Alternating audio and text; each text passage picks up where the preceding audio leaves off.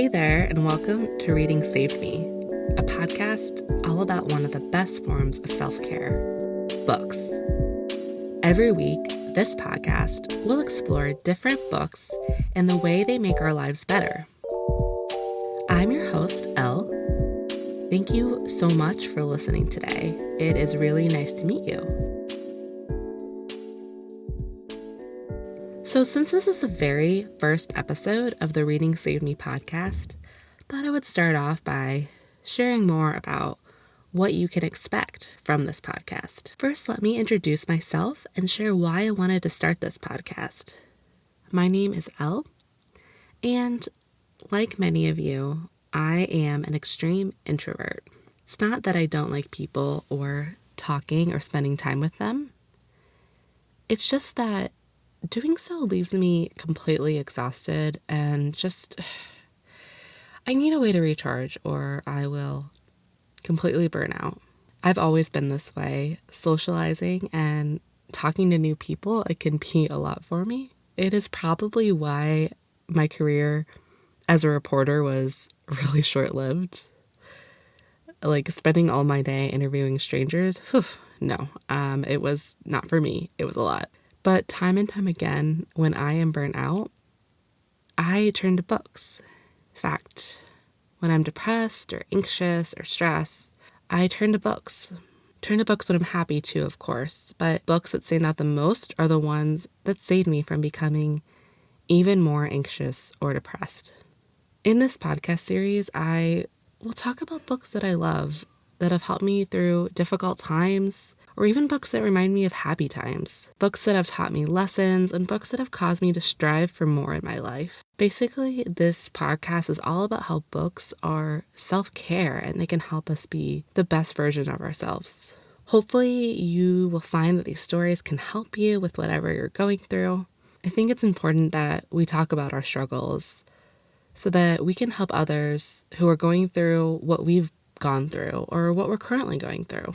So I'm going to start off this series with solo episodes, but I really eventually hope to have interviews with other people where we can talk about books and just how they have made a difference in their lives. Love to talk about reading with other people. It is, in my opinion, one of the best things to talk about with others. So I just wanted to note a few things before we get started. This is a snob-free zone. No snobs allowed. We will talk about all types of books here. Fantasy, romance, young adult, contemporary fiction, nonfiction, historical fiction, science fiction, mystery, everything, all of the above. We don't judge others for not reading, quote, serious literature. If you're reading something, doesn't matter what it is, as long as it's not hurting anyone, read what you want to read. Doesn't matter if the New York Times likes it or not. Doesn't matter what anyone says. Reading is a form of self-care, and we all deserve to read what we want to read.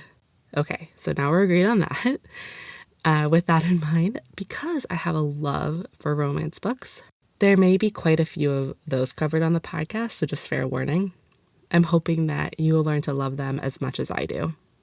And some episodes will have spoilers. I'll make it clear during the episode if you should stop listening if you haven't read the book. Hey, I really hope that sounds good. I hope that you're on board, and let's take a short break before we dive into our very first book.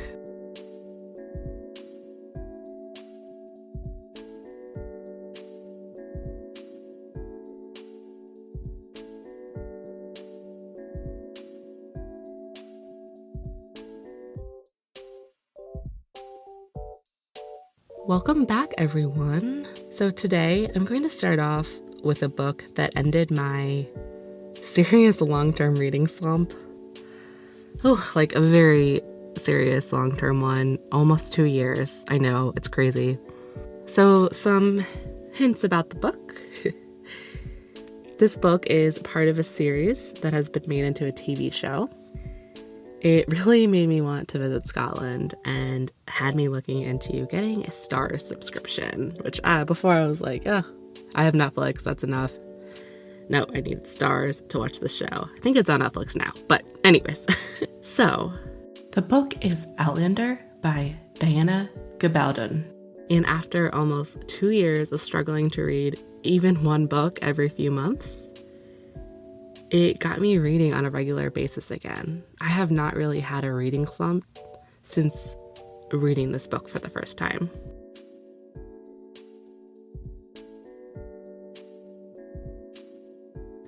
So first of all, I want to talk about why I wasn't reading, like what was going on there.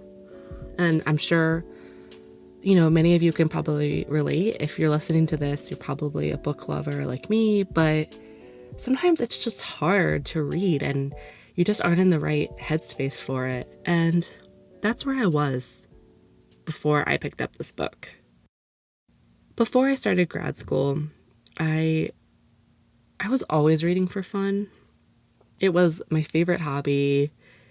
I had so much time for it, especially because I was newly single. I had graduated undergrad, so I just had my job and was living in a new city, and being an introvert, I did eventually make friends, but I definitely spent a lot of evenings after work reading, and it was great. But then I decided to start grad school. Oh my gosh, became so overwhelmed. And it became my singular focus. And every time I tried to open a new book to read, for pleasure, I felt like I could not focus. Felt like I was wasting my time because I wasn't doing homework or studying or reading books about my profession. I felt like I needed to do everything possible to get ahead and to completely get the most out of the grad school experience. And part of me just felt like if I was reading something for pleasure, then I wasn't doing that, which I know is wrong, but that's just how I felt. And yeah, I beat myself up about it. How was I this girl who supposedly always loved reading, preferred the company of books to that of many people, if not most? Just kidding. And there I was, not reading anything that wasn't related to my field of work. I don't know. It was really hard. I was just really stressed and anxious all the time and was just beating myself up about having to get perfect grades and take advantage of everything that grad school had to offer. Honestly, I know I need to have more compassion for myself. I was really busy. I had a lot going on in general. And reading I think I just didn't have the mental energy for it, even though it had really helped me feel better in the past. I think at this point, I was just super stressed out with grad school. I was working full time, was busy. I was dating my then boyfriend, now fiance, and he was still living out of state.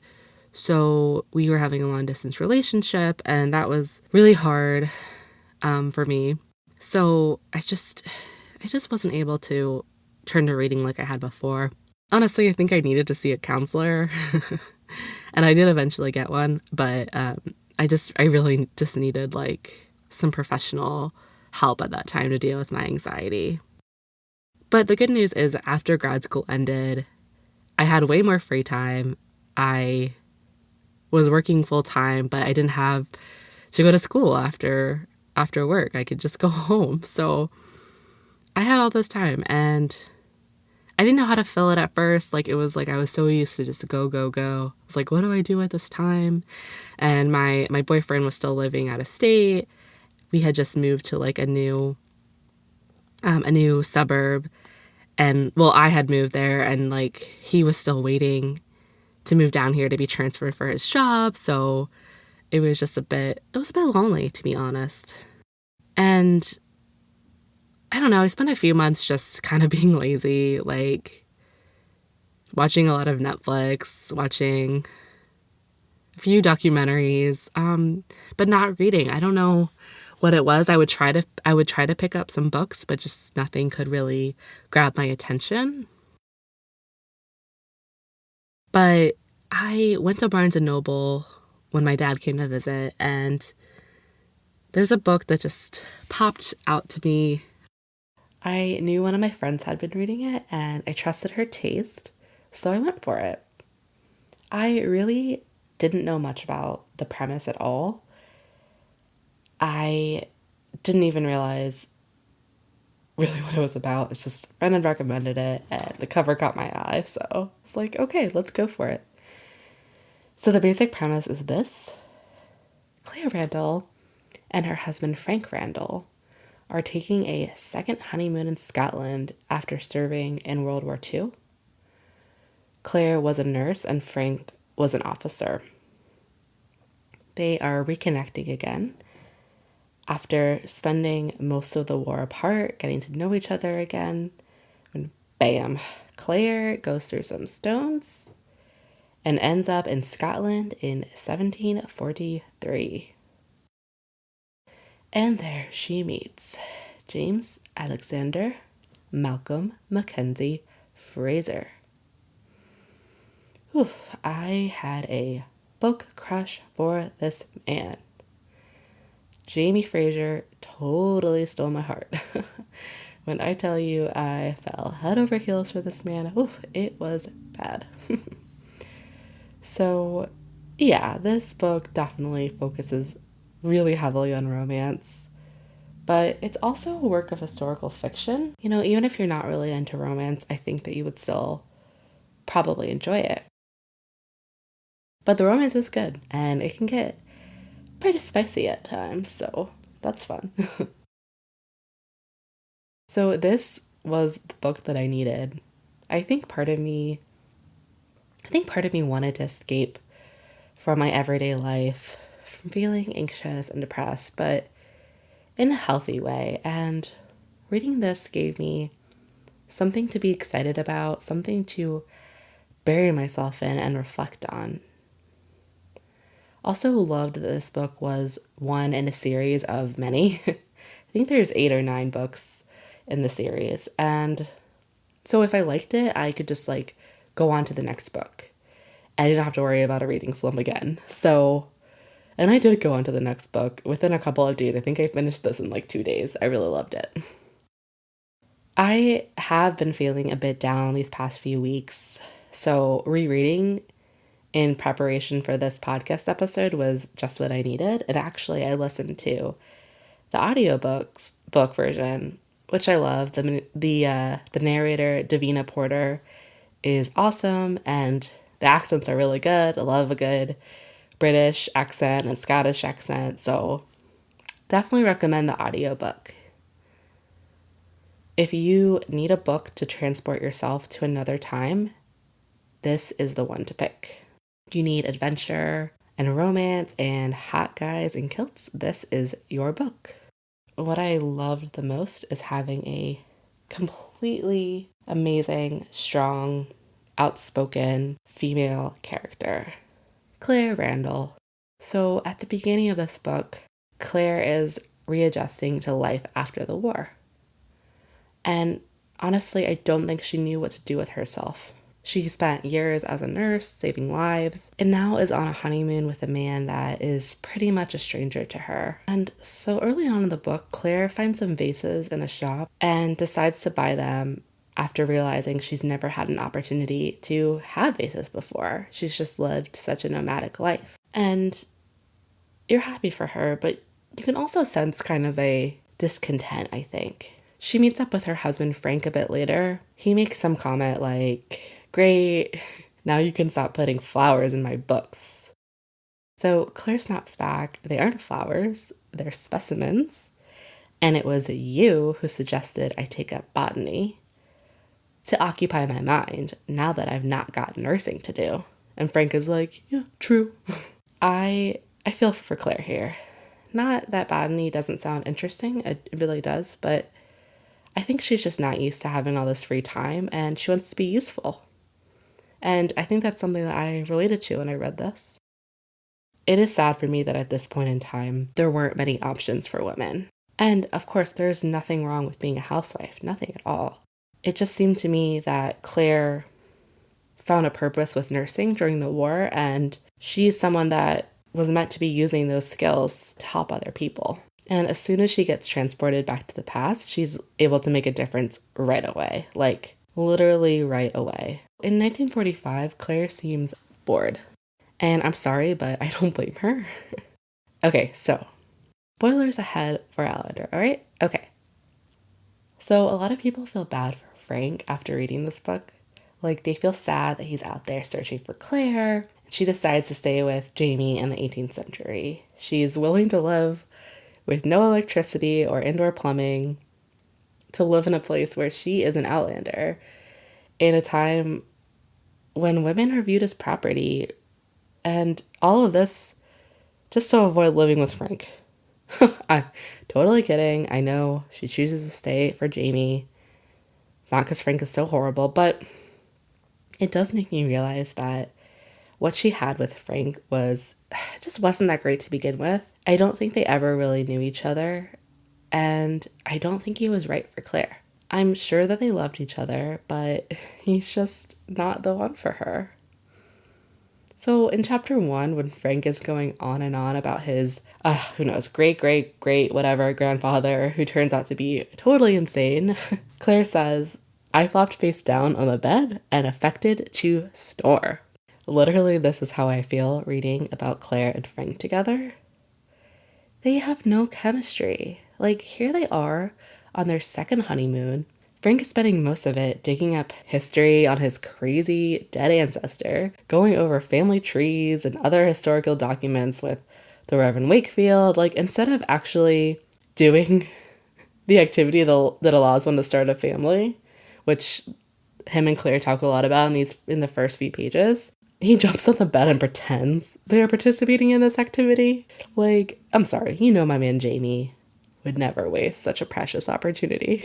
And I'm sorry, but can we talk about what a know-it-all Frank is? He talks about how he told the bartender at the pub that the ale was weak, and proceeded to tell the bartender about the proper way to make true Highland brew.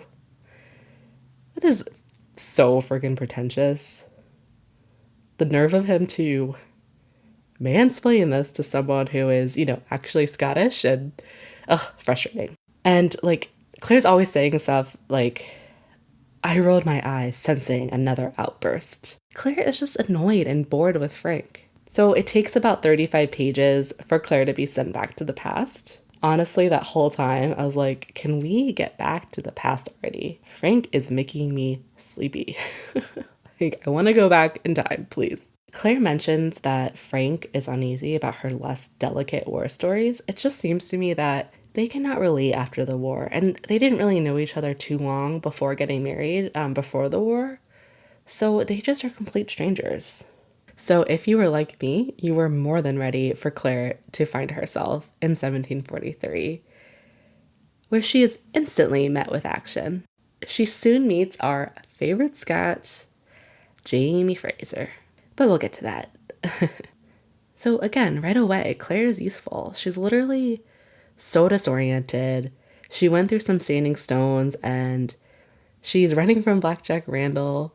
She's kidnapped by people that she has no idea who they are, and right away prevents them from breaking Jamie's arm and heals him, and later heals him from a gunshot wound and from a stabbing. Like, she is just saving his life left and right. And once she finds herself at Castle Leoch, she is put to work and she becomes a new physician. And I know she's like feeling out of place and she wants to get back to the future, but she even says at the beginning of chapter 8, oddly enough, I had quite enjoyed the rummage through the memorabilia of the late Beaton, and treating those few patients with however meager a resource had made me feel truly solid and useful once more. It was immensely satisfying to be able once again to relieve a pain, reset a joint, repair damage. She is enjoying this. She has something to do. She is healing people around her, and I think it's great. Claire is still trying to find a way back to the Stones and back to Frank, but it's not like she isn't enjoying parts of her time in 1743. To be honest, I feel like a lot of the other stuff that happens up until the big wedding, it's interesting, but it's definitely not the main draw of the book. To me, the parts before this are a bit slow. We have the gathering, we have Claire trying to escape, Claire meeting Galus, Claire going out on the road as part of the rent party, and the incident with horrible Blackjack Randall that leads to Claire marrying Jamie. I see page 186 as a turning point in the action. When I first read the line that I'm about to read, I literally put the book down and I was like, oh damn, this is getting good now. So Claire asks Jamie when she finds out that they're about to be married, does it bother you that I'm not a virgin? And Jamie answers, well, no, so long as it does not bother you that I am. Sorry, I know that's not a good accent. It's not even an accent, but whatever. Anyways. So at that point, I'm like, oh shit, this is gonna be good. This is when my crush on Jamie really started to heavily develop. When Claire describes seeing Jamie for the first time all dressed up for the wedding, she literally describes it as breathtaking. And I'm sorry, I know she doesn't have a choice in the matter of marrying Jamie. She was pretty much forced to, but does this sound like someone who is really missing their husband Frank all that much? He does come up a bit later when she sees that her and Jamie are getting married at the exact same spot where Frank and her got married, which is a bit weird, but whatever. I just think Jamie really starts to steal the show in these chapters. He is charismatic, he's funny, he is the perfect gentleman. The sexy scenes between Claire and Jamie they're so sweet. Jamie is such a virgin, but Claire seems to still enjoy herself. And she's clearly taken with Jamie. On page 222, Claire compares Jamie and Frank's lovemaking skills, which is just interesting to me, and mentions that she is surprised at how she's responding to Jamie, that she's attracted to him. Girl, I don't know why you're so surprised. Claire says a few pages later that she's been fighting this infatuation for some time, but she didn't act on it. But now that they're married, she thinks, well, action's been taken and it's far past the time for restraint. Nothing I did now could make matters worse for either of us. I reached out and gently touched him. Now, I'm not judging Claire here for enjoying herself. Like, I don't blame her, really. But it seems to me that she's kind of just like, oh, well, it's too late now. I guess the damage is done. I guess I just gotta keep sleeping with this guy all the time and just having tons of sex. It's like, girl, you really don't. Like, yes, you were forced to get married and I know you had to consummate the marriage, but you don't have to keep going with this. Like, I'm not judging her for going with it, but I just think it's very clear that she doesn't feel quite as strongly for Frank as I think she thinks she does, because she's just instantly jumping into bed multiple times with Jamie. And he even gives her an option a few chapters later, we'll get to it, but, basically for them to live separately. And she's kind of just like, nope, I want to like be with you. And it's like, great. But, I just think that Claire just is not meant to be with Frank, obviously.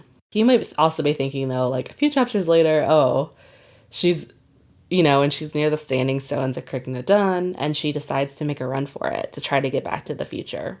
But this is all while thinking, oh my God, how could I leave Jamie? How am I ever going to forget him?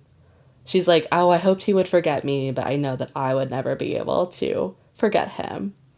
And she even says that the thought of him sharing Leary's bed makes her jealous. Ugh. I mean, I don't blame her, but it's just like, it doesn't really seem like she wants to get back to Frank that badly. So I love the chapter about the wedding and them getting to know each other.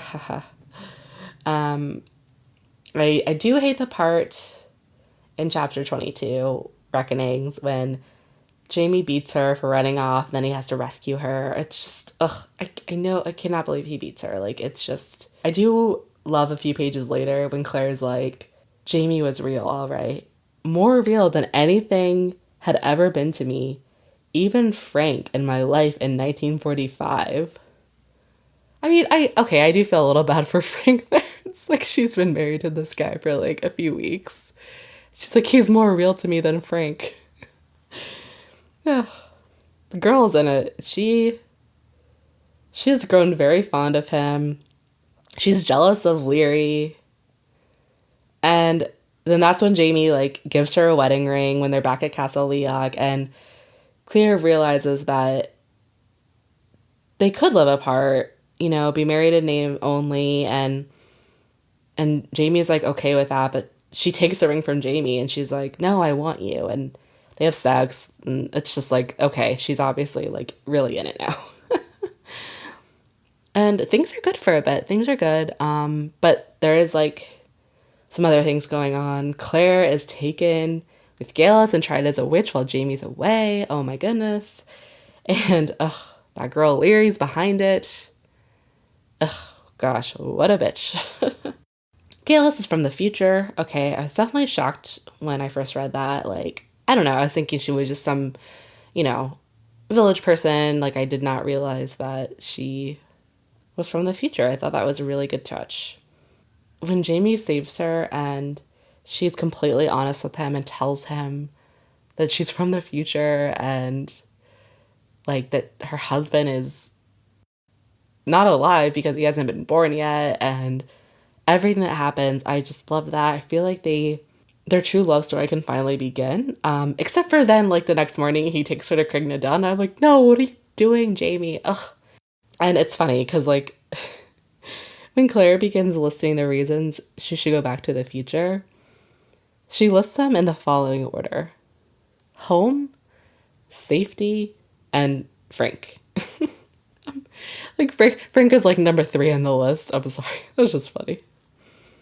But Claire stays. She finds herself drawn to Jamie, and they go home to Lollybrock, which I just love saying that, Lollybrock. It's so soothing. And this was definitely my favorite part of the book, one of them. I can imagine how fun that ride must have been to Lollybrook. Claire's telling Jamie all about modern life. Jamie's listening and asking questions. Both of them are finally completely open with each other about everything. It just must have been a great feeling. And I love everything that happens at Lollybrook. I love Jenny, and to be honest, I'm quite annoyed with how James Fraser here handled that whole situation. Like, he's been staying away because he thinks she's had Randall's child, and Jamie's so upset by this that, like, he doesn't even try to go back to talk to her until now. Like, come on, Jamie. Look, I know our man here is not perfect, I know. But when he makes mistakes, you know, it's upsetting because he's just usually so great. I love him most of the time, so. And, you know, they have their time at Lollybrook, and you think that the lovebirds are just gonna enjoy their time together and maybe settle down a bit. No, of course not. Jamie gets captured again. This part of the book was so stressful for me. I mean, but it's definitely like the adventure that, you know, I mentioned before. I enjoyed reading about Jenny and Claire, like tracking Jamie, and then Claire and Murtaugh looking for Jamie. Dougal pissed me off so much. But seeing how dedicated Claire was to rescuing her husband, it was so touching. Parts about Jamie at Wentworth Prison with Blackjack were extremely hard to read. It's triggering. I'm going to skip talking about that part. Other than I think the book does a good job at handling PTSD that came out of that experience. So at the end of the book, Jamie and Claire are back together, and things are not perfect, but they're there for each other. There's like that super sexy moment in the hot springs. I feel like that was the perfect way to end it. Also really disappointed that wasn't in the TV show. I know that they were short on time, but like it just was such a nice touch to the book. And oh my goodness, Claire's pregnant. What? Thought that she couldn't, but yes, she is pregnant. So just rereading this book now and, you know, re-listening to it, I was just reminded of all the feelings that came to me when I read Outlander for the very first time. Like I had mentioned that I had just finished grad school. I was working in a full-time office job with plenty of time after work, and part of me just felt empty. My job was super fulfilling and I was happy with it, but it just felt like the rest of my life outside of work felt like something was missing. I felt isolated, and I felt other than work, I didn't really have much of a purpose. To be honest, I related to Claire. I think Claire wanted more out of life, and I did too. Reading this book reminded me of the power books have to bring adventure and love to our lives. And it gave me something to care about, something to enjoy, something to obsess over and fall in love with. This book isn't perfect, but it was an amazing start in getting me back on my reading journey. And it just left me open to feeling things again, to turning to books in hard times, remembering that not everything has to be related to my career in order for it to be worth doing. It also had me Googling pictures of Sam Heughan, who plays Jamie on the TV show, watching all of season 1 in one weekend. Highly recommend the TV show if you haven't watched it already. Even though I read Outlander in the late spring, to me it felt like such a fall book. I'm definitely thinking of adding it to my annual list of books that I reread in the fall. So that is it for today. Thank you so much for listening. I truly appreciate it. And if you enjoyed this episode, I would love for you to rate and review on Apple Podcasts. Thank you. See you soon, and wishing you happy reading this week.